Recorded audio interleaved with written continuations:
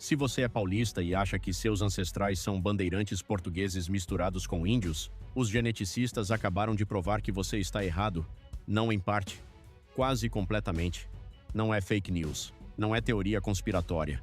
Um estudo do Instituto de Biociências da USP analisou o genoma da população paulistana com algoritmos de última geração e o que encontraram não combina com nenhuma das histórias que você aprendeu na escola, nem com o mito do bandeirante corajoso, nem com a narrativa do povo mestiço de português com índio, nem com o orgulho de ser do Estado que puxa o Brasil. E o mais perturbador não é apenas o que o DNA revelou sobre as origens dos paulistas, é o que revelou sobre quem realmente construiu São Paulo. Pergunte a qualquer paulista de onde vêm seus ancestrais e você vai ouvir mais ou menos a mesma história. Português que veio colonizar, índio que já estava aqui, talvez um italiano ou japonês que chegou depois. Essa é a narrativa padrão. A do bandeirante que desbravou o sertão, do mameluco filho de português com indígena que conhecia o mato como ninguém, do imigrante europeu que plantou café e ergueu a indústria. Essa narrativa tem lógica. Os bandeirantes são reais. Partiram da capitania de São Vicente, subiram a Serra do Mar e vararam o interior do continente por séculos. Os jesuítas fundaram o Colégio de São Paulo de Piratininga em 1554 e ali nasceu o núcleo do que viria a ser a maior cidade da América Latina. As fazendas de café do século XIX transformaram São Paulo numa potência econômica. A imigração italiana trouxe mais de 1 milhão de pessoas entre 1880 e 1930. Os japoneses chegaram a partir de 1908 no navio Kasato Maru e hoje São Paulo é a cidade com a maior comunidade japonesa fora do Japão. Tudo isso é real, ninguém discute. Mas existe uma diferença fundamental entre herança cultural e herança genética.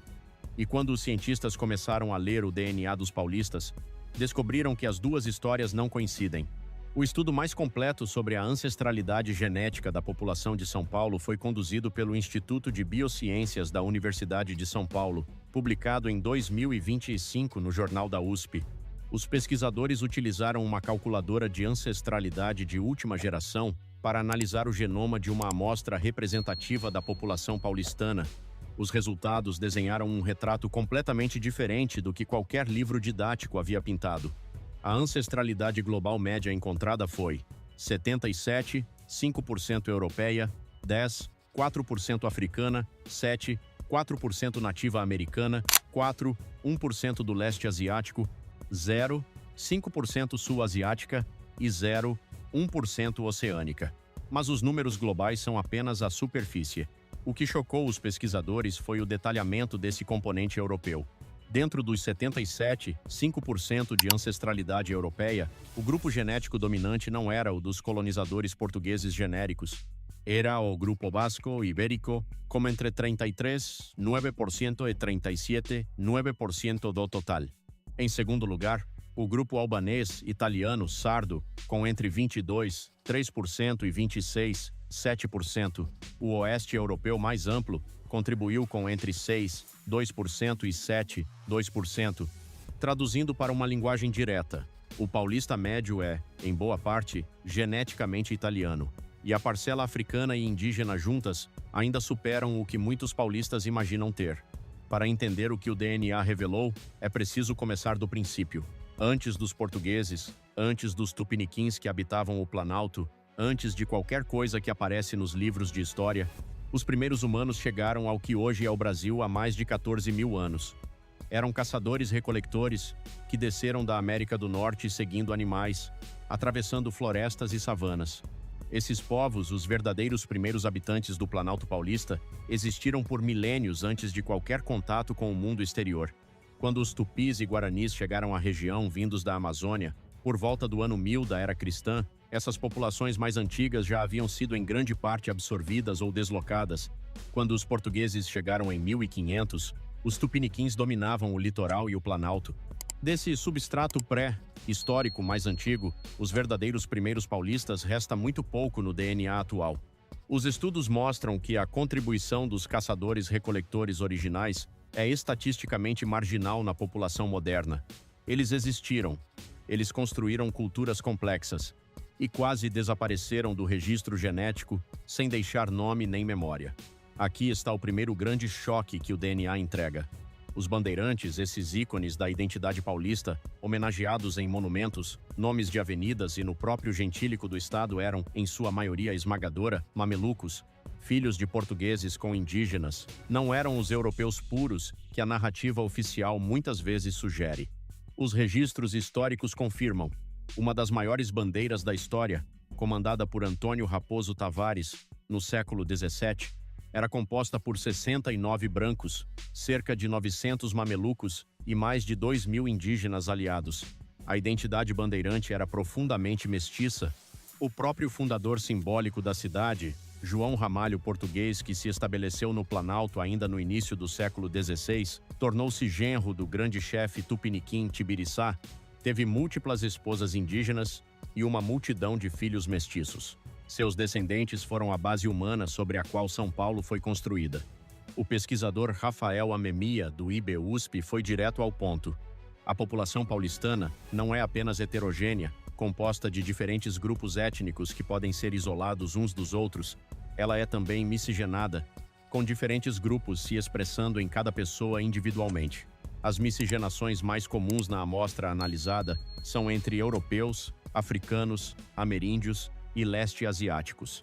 Isso significa que um paulista autodeclarado branco pode carregar, em suas células, DNA africano ou indígena, que nunca apareceu num espelho, mas que os algoritmos genéticos identificam com precisão.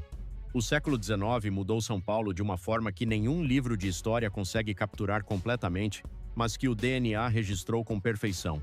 Com a explosão da economia cafeeira, São Paulo precisava de mãos. Muitas mãos. A escravidão africana havia marcado profundamente a região desde os primeiros séculos e o DNA dos paulistas ainda carrega esse rastro, com 4% de ancestralidade africana média. Mas após a abolição em 1888, a solução que o governo paulista encontrou foi a imigração em massa subsidiada pelo Estado. Entre 1880 e 1930, mais de 1 milhão de italianos chegaram ao Brasil, com São Paulo sendo o destino da grande maioria. Vieram principalmente do Vêneto, da Lombardia, da Calábria, regiões pobres do norte e do sul da Itália, fugindo da miséria rural e da falta de terra. Eles não vieram como turistas, vieram para ficar. Casaram entre si, com brasileiros, com imigrantes de outras origens. Seus netos já eram paulistas de sotaque cerrado. É por isso que o DNA dos paulistas mostra entre 22,3% e 26,7% de ancestralidade do grupo albanês, italiano, sardo. Os italianos não vieram para a cultura de São Paulo. Eles vieram para o genoma de São Paulo e ficaram. Em 1908, outro navio atracou no Porto de Santos, o Kassato Maru. Trazia 781 imigrantes japoneses, os primeiros de uma corrente migratória que não pararia por décadas. Entre 1917 e 1940, mais 164 mil japoneses chegaram ao Brasil, 75% deles destinados ao estado de São Paulo. Vieram trabalhar nos cafezais, no cultivo de morango, chá e arroz. Trouxeram técnicas de agricultura intensiva que transformaram a produção de alimentos no Brasil. Hoy, São Paulo alberga la mayor comunidad japonesa fuera de Japón, con más de 1 millón de japoneses y descendientes viviendo en la ciudad. La presencia asiática no solo se refleja en los templos, restaurantes y festivales, sino que también está registrada en el ADN de la población. Se estima que alrededor de 1 de cada 10 paulistanos posee rasgos genéticos orientales, un reflejo directo de más de un siglo de migración y asentamiento. En barrios históricamente vinculados a la cultura japonesa, como la Liberdade, esta proporción es aún mucho mayor, mostrando cómo la genética refleja la geografía social y cultural de la metrópolis. Sin embargo, así como la presencia japonesa suele celebrarse, existen otras capas de la historia genética de São Paulo que han sido sistemáticamente olvidadas o deliberadamente ignoradas. Una de estas capas es la ancestralidad africana, que representa en promedio el 10,4% del ADN de la población paulistana. Estos genes no surgieron por casualidad, son el legado directo de siglos de esclavitud, de la violencia colonial que arrancó hombres, mujeres y niños del continente africano y los trajo a la fuerza para trabajar en las plantaciones del interior paulista, en los ingenios, en las casas de las élites coloniales y en toda la infraestructura que generó riqueza para unos pocos. Cada fragmento de este ADN conserva memorias de dolor, resistencia y supervivencia, memorias que los documentos históricos muchas veces han intentado borrar. El proyecto DNA do Brasil, liderado por la genetista Ligia da Veiga Pereira del IBUSP y publicado en la revista Science, reveló estas capas de manera científica. La investigación secuenció el material genético de 2.723 personas de todas las regiones del país y encontró patrones que confirman y amplían lo que los libros de historia ya registraban: la miscigenación, los flujos migratorios y las herencias coloniales. Según la investigadora, es muy bonito ver en el ADN lo que ya sabíamos de los libros de historia, pero hay algo que la narrativa histórica suele omitir: la miscigenación no fue voluntaria en la mayoría de los casos. Gran parte del ADN africano presente en la población paulistana no es resultado de encuentros consensuados, sino de coerción, explotación y violencia. El genoma humano se convierte así en un registro silencioso de injusticias que la sociedad prefería ignorar. Otro hallazgo importante del estudio desafía las nociones tradicionales de identidad racial en Brasil. La mitad de las personas que se autodeclararon blancas en la muestra llevaba ADN africano o indígena identificable genéticamente. Esto demuestra que la identidad racial que alguien adopta, formaliza o cree tener muchas veces no corresponde con lo que sus células realmente portan, revelando la complejidad de la construcción social de la raza y cómo ésta difiere de la realidad biológica. El ADN no tiene opinión sobre la identidad cultural o social. No sabe si una persona es hincha de Corinthians o Palmeiras, si prefiere pizza o pastel, si su familia lleva generaciones en Sao Paulo o si su bisabuelo llegó de Italia en 1910. Lo que hace es registrar la historia real del cuerpo humano sin filtros, sin narrativas oficiales ni sesgos de quien escribe los libros. Y cuando observamos el ADN de la población paulistana, vemos una verdad más rica, más compleja y más humana que cualquier versión simplificada de la historia que se nos haya contado. El paulista promedio no es simplemente el descendiente del héroe bandeirante que los libros y monumentos celebran. Es el producto de una superposición de capas históricas que se extienden por continentes y siglos. El cazador-recolector prehistórico que recorrió la Serra do Mar hace más de 12.000 años, el tupiniquim que habitaba el Planalto antes de 1500, el africano esclavizado que aportó el 10% del ADN actual y cuya presencia histórica fue sistemáticamente silenciada, el italiano que llegó en tren desde Europa huyendo de la pobreza y terminó quedándose para siempre, y el japonés que llegó en barco con la esperanza de regresar, pero acabó creando la mayor colonia nipona fuera de Japón. Esta composición genética demuestra que la idea de una pureza paulista o de continuidad histórica específica es un mito. São Paulo no es homogénea ni lineal. Es genéticamente una de las regiones más mezcladas de Brasil, producto de migraciones, colonización, esclavitud y movilidad social a lo largo de los siglos. El geneticista Rafael Amemilla del IBUSP resumió esta complejidad afirmando que la población paulistana es heterogénea y a la vez miscigenada.